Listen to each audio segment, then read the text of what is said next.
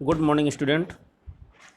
प्यारे बच्चों, कल हम लोगों ने पूर्णांकों के प्रगुणों के बारे में डिस्कशन किया हुआ था और पूर्णांकों के योग प्रगुण के बारे में हम लोगों को डिस्कशन किया हुआ था। जैसे संवरक क्लोजर प्रॉपर्टी को हम लोगों ने देखा हुआ था, साहचर एसोसिएटिव प्रॉपर्टी को देखा था और तत्समक that is identities and inverse मतलब कि प्रतिलोम के बारे में हम लोगों ने योग के पर्सपेक्टिव में हम लोगों ने देखा हुआ था।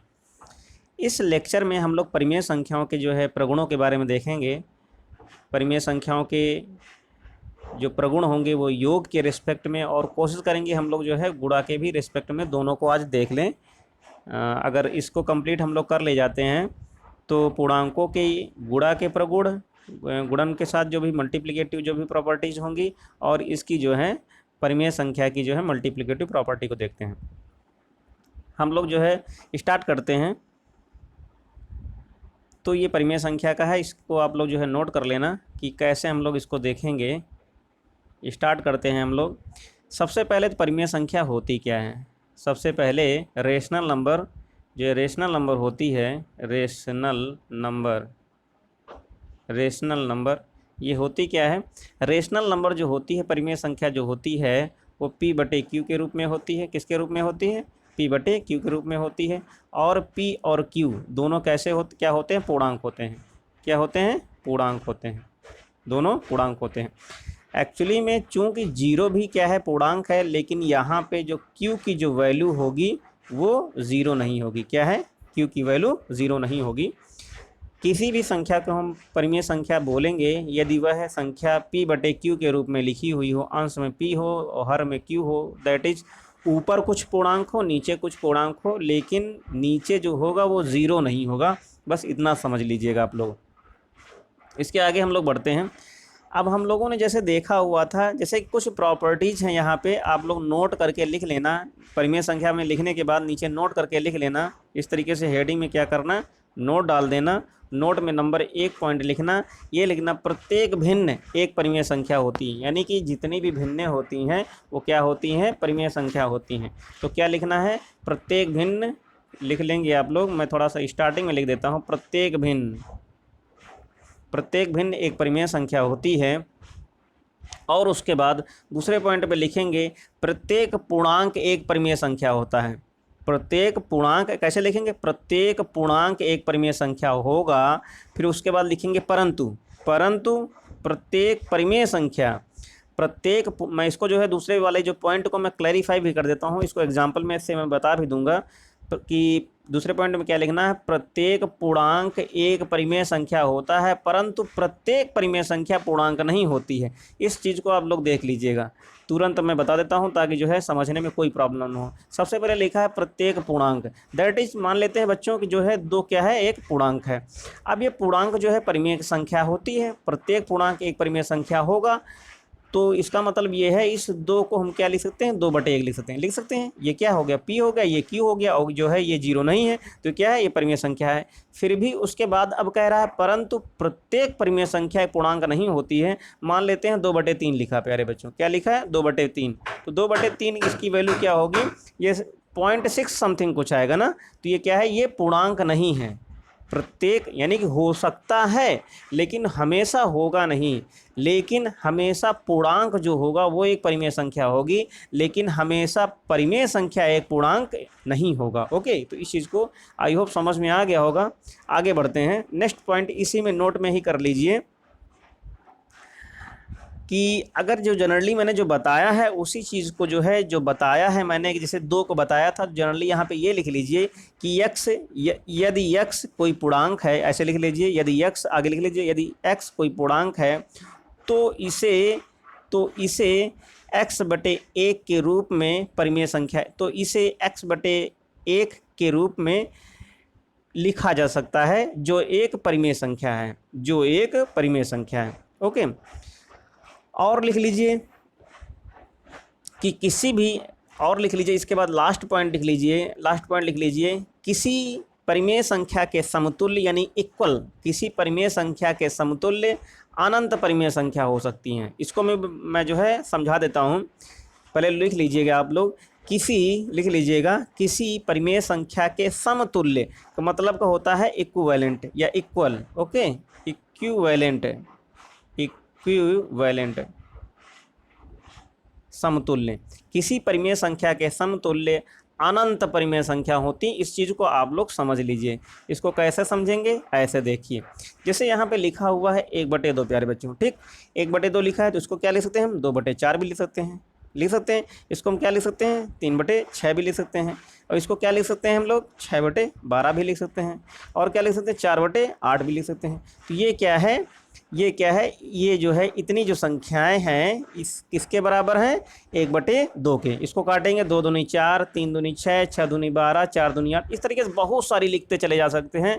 हमने फिर लिखा कि 5/10 लिख दिया, 6/12 लिख दिया, 7/14 लिख दिया, 8/16 लिख दिया। यानी कहने का मतलब ये, इस तरीके से अनंत परिमेय संख्या हम लिख सकते हैं। उसमें मल्टीप्लाई क्या करेंगे, 1 से करेंगे, 2 से करेंगे। जैसे हमने क्या किया, यहाँ पे कोई भी परिमेय संख्या हमने लिखी, जैसे हमने लिख दिया 5/3 लिख दिया, या इसको लिख हटा देते हैं, इसको लिखते हैं 3/5 को लिख सकते हैं। क्या लिखा हमने, 3/5। इसमें क्या किया, सबसे पहले क्या लिखा, मल्टीप्लाई 1 से किया, फिर क्या किया, मल्टीप्लाई 2 से किया, फिर क्या किया, मल्टीप्लाई। यानी करते करते करते अगर 1 से करेंगे तो कितना हो जाएगा, इसमें 3 कम यहीं आ जाएगा। 2 से करेंगे 6/10 आ जाएगा।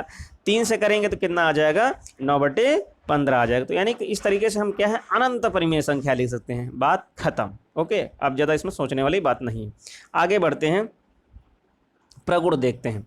प्रगुण देखते हैं तो सबसे पहली जो प्रॉपर्टी थी क्लोजर थी। बात वही प्रॉपर्टी है, बार बार वही प्रगुण आएंगे। संवरक आएगा, क्रम विनिमय आएगा, साहचर्य आएगा, तत्समक आएगा, प्रतिलोम आएगा। ओके, सब कुछ वहीं आएगा। तो सबसे पहला पॉइंट, इसको जो है ज़्यादा टाइम ना लेते हुए, तो यहाँ पे कहने का मतलब ये है कि कोई भी अगर 2 परिमेय संख्याएं दी हुई हैं, कोई भी 2 परिमेय संख्या दी हुई हैं, जैसे कि लिखा है, पहली हेडिंग डाल लेना क्लोजर यानी संवरक।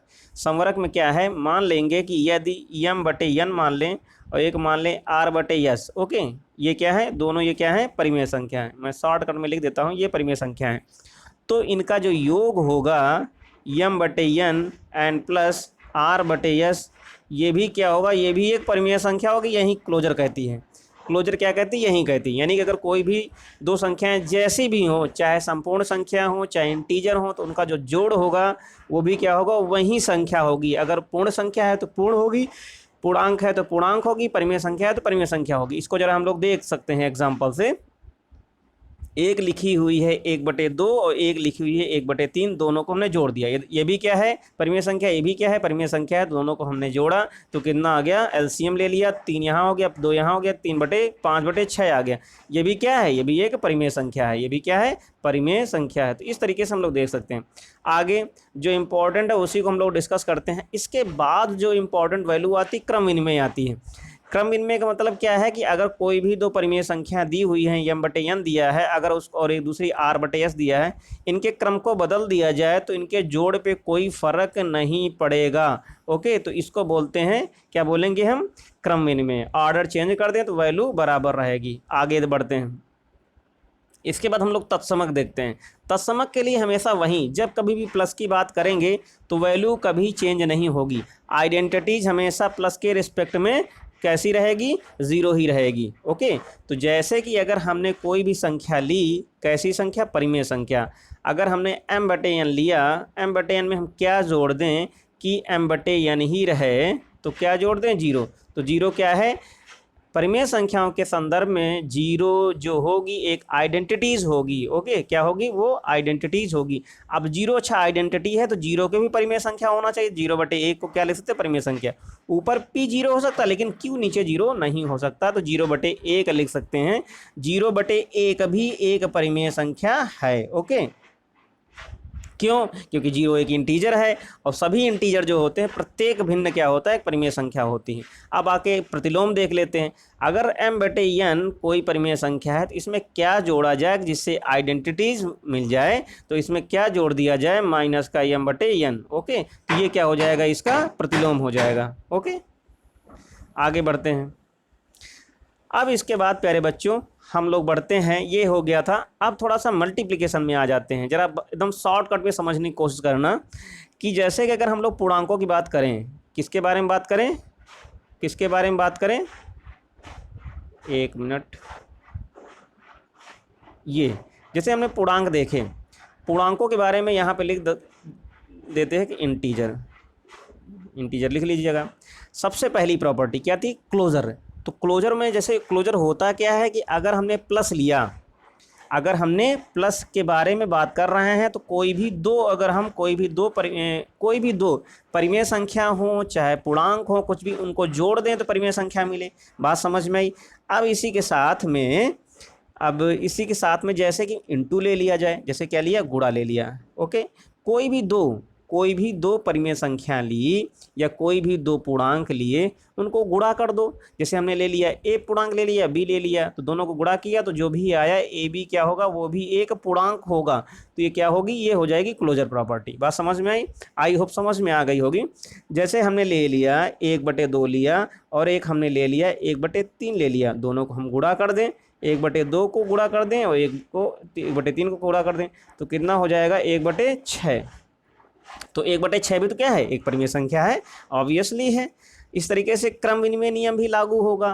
क्रम विनिमय में क्या होगा कि हमने क्या किया कि हमने एक ले लिया m/n ले लिया और एक हमने ले लिया r/s ले लिया। क्या ले लिया, r/s ले लिया। इनके क्रम को बदल दें, इधर r/s कर दें और इधर m/n कर दें, तो इनके गुणा में कोई सेहत में कोई फर्क पड़ने वाला नहीं है। यानी कि गुणा के भी संदर्भ में क्रम विनिमय नियम, यानी गुणा का क्रम विनिमय नियम परिमेय संख्याओं में लागू होता है। ओके, आगे बढ़ते हैं। थोड़ा सा स्पीड तेज है, आप लोग समझ रहे होंगे, आई होप। अब इसके बाद क्या है, जो मेन प्रॉपर्टी है, सबसे पहले क्या है, क्लोजर है, फिर उसके बाद क्या है, क्रम विनिमय है, फिर उसके बाद क्या है, आइडेंटिटी है, फिर उसके बाद क्या है, इनवर्स है। ओके, इन्हीं 4 प्रॉपर्टीज़ को आप लोग हमेशा याद रखना। अब इसके बाद जरा हम देखते हैं प्रॉपर्टीज आइडेंटिटीज। अगर कोई भी m/n क्या है, एक परिमेय संख्या है, इसमें हम किस नंबर से गुणा करें, किस नंबर से गुणा करें कि कोई फर्क ना पड़े, वहीं रहे। तो किससे गुणा किया, 1 से गुणा किया। तो एक क्या है, आइडेंटिटी है, गुणात्मक तत्समक है। क्या है, गुणात्मक तत्समक है, दैट इज मल्टीप्लिकेटिव आइडेंटिटीज है। ओके, आगे बढ़ते हैं। अगर कोई भी m/n है, कोई भी m/n, इसमें किस नंबर से मल्टीप्लाई कर दें कि यहाँ पे आइडेंटिटीज मिल जाए, तो क्या करेंगे, n/m कर दें। यानी कि इसका उल्टा कर दें, उसका उल्टा कर दे तो उल्टा क्या हो जाएगा, ये। यानी कोई भी चीज़ लिखी हुई है, a लिखी है, इसका उल्टा कर दे तो 1/a हो जाएगा। ओके, तो m/n को अगर हम लोग उल्टा लिखेंगे तो कितना आ जाएगा, n/m आ जाएगा। या इसको ऐसे भी देख सकते हैं प्यारे बच्चों, इसको ऐसे भी लिख सकते हैं, m/n लिखा हुआ है, उसको क्या लिख सकते हैं, 1/m/n लिखे, तो इसको हम क्या लिख सकते हैं, पलट करके ऊपर आ जाएगा, तो क्या हो जाएगा, n/m आ जाएगा। ओके, इतनी चीज़ याद रखना। तो ये प्रॉपर्टीज हो गई। अगर आप लोगों से कोई ये पूछ, तो फोकस वर्डों पे, जो पूछा गया सेंटेंस पे, क्वेश्चन पे फोकस करना बहुत ज़रूरी है। जैसे किसी ने पूछा कि 2 का गुणात्मक प्रतिलोम क्या होगा, तो 1/2 होगा। बात समझ रहे हो ना, 2 का गुणात्मक प्रतिलोम क्या होगा, तो 1/2 होगा। अगर कोई पूछता है कि 2/5 का गुणात्मक प्रतिलोम क्या होगा, तो 5/2 होगा। अगर कोई पूछे 2/5 का जो है धनात्मक प्रतिलोम, योगात्मक प्रतिलोम क्या होगा, तो -2/5। इन चीज़ों पर ध्यान रखना कि कहाँ पे माइनस लगाना है, कहाँ पे संख्या को पलट देना है। ओके, तो शब्दों पे जो है फोकस करना बहुत इंपॉर्टेंट है। आगे हम लोग कुछ क्वेश्चंस करते हैं, मैं बोलता जाऊंगा क्वेश्चंस, आप लोग कॉपी पे नोट डाउन करते रहना, क्योंकि स्टार्टिंग में मैंने कैमरा ऑन नहीं किया, इसलिए जो है अब अगर कैमरा ऑन करता हूं तो वीडियो जो है उसको पॉज करना पड़ेगा। ओके, आगे बढ़ते हैं। अब जरा क्वेश्चन मैं लिख रहा हूँ, तो जैसे मैंने लिखा, क्वेश्चन है, बुक का ही क्वेश्चन है, आप लोगों के सामने लाई करके आ रहा हूँ। जैसे लिखा -3, ध्यान देना, क्या लिखा, -3 लिखा। -3 कह रहा है, -3 का योगात्मक प्रतिलोम बताइए। कैसा प्रतिलोम बताना है, योगात्मक प्रतिलोम। तो इसका -3 का योगात्मक प्रतिलोम क्या होगा, 3 होगा। क्या होगा, 3। अगर 3 का पूछता तो -3 हो जाता। ओके, आगे बढ़ते हैं। अब आगे क्वेश्चन प्यारे बच्चों ये है, कलर चेंज कर लेते हैं थोड़ा सा। क्वेश्चन ये कह रहा है कि यदि लिख लेना आप लोग, यदि 7 × a = 7 कह रहा। क्या कह रहा? 7 गुणित a बराबर 7 कह रहा। तो यहाँ से कह रहा है a की वैल्यू क्या होगी? a की वैल्यू क्या होगी? तो a की वैल्यू क्या होगी? 7 एकम 7, यहाँ आ जाएगा a बराबर 1 आ जाएगा। क्या आ जाएगा? a बराबर 1 आ जाएगा। ओके, इसके आगे बढ़ते हैं। इसके आगे अब कुछ क्वेश्चंस हैं, जैसे कि प्यारे बच्चों क्वेश्चन के फॉर्मेट में लिखा हुआ, यहाँ पे आप लोग लिख लीजिए। क्वेश्चन ये है पूर्णांकों के लिए संवरक नियम को परिभाषित कीजिए। पूर्णांकों के लिए या पूर्णांक के लिए किसको बताना है? संवरक नियम। संवरक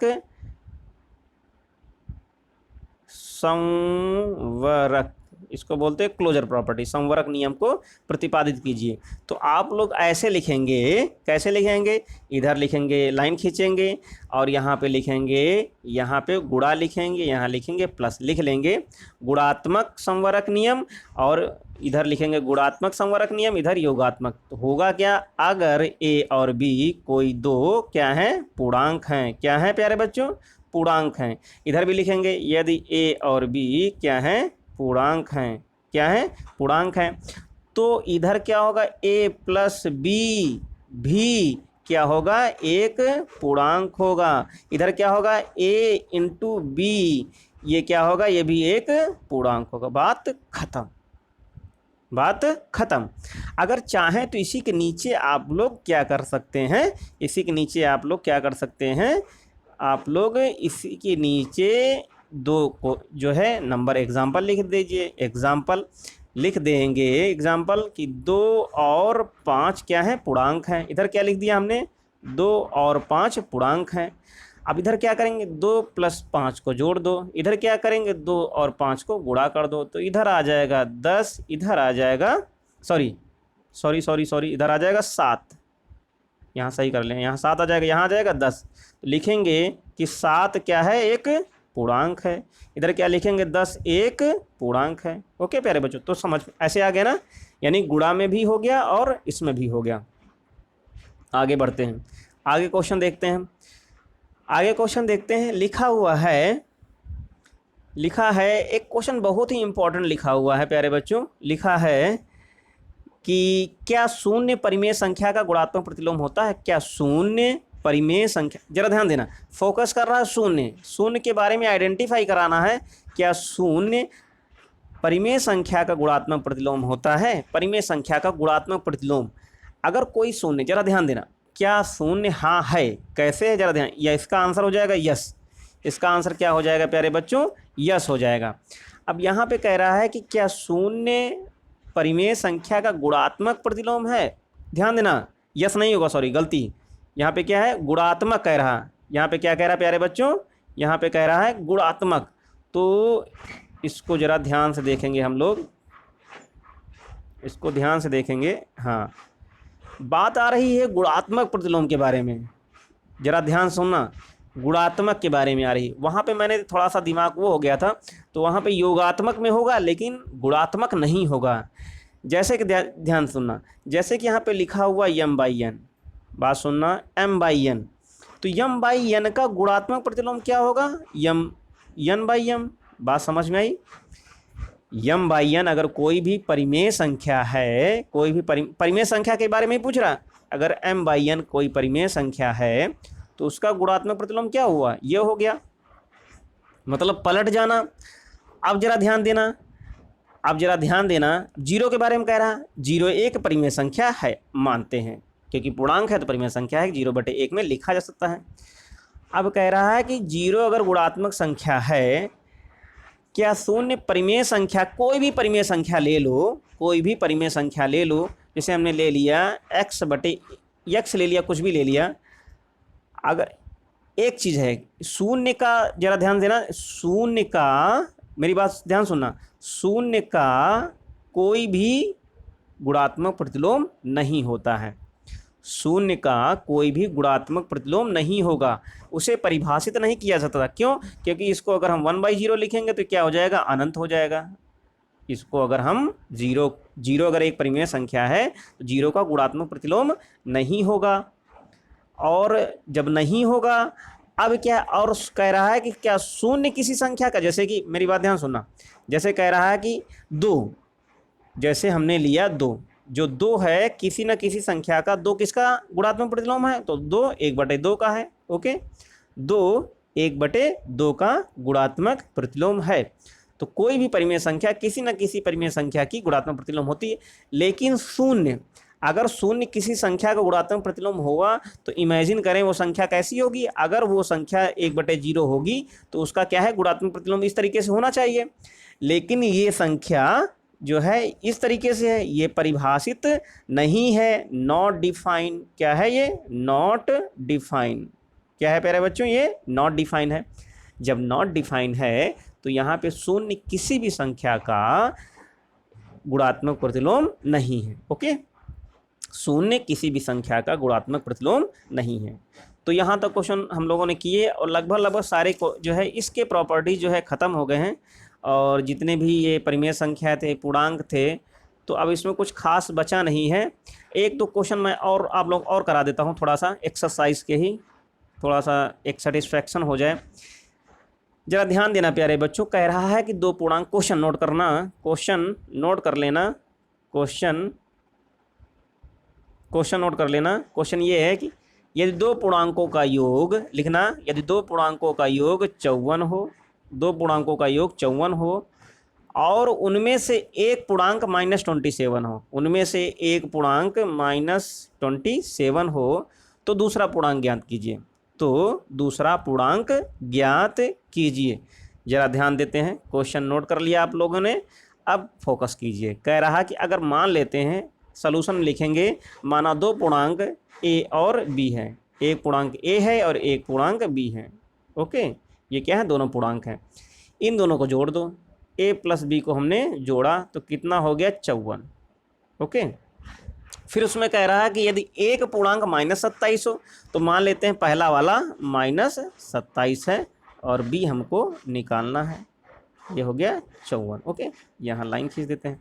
अब बी को क्या करेंगे, बी इधर है, बी को इधर रखेंगे, इधर 54 लिखा हुआ है और ये इधर जब जाएगा प्यारे बच्चों तो क्या हो जाएगा, प्लस का 27 हो जाएगा। क्या हो जाएगा, प्लस का 27। दोनों को जोड़ दो तो कितना हो जाएगा, 7 4 11, 5 2 7, 7 1 8। तो दूसरी जो है, दूसरा पूर्णांक क्या हो जाएगा प्यारे बच्चों, 81। क्या हो जाएगा, 81।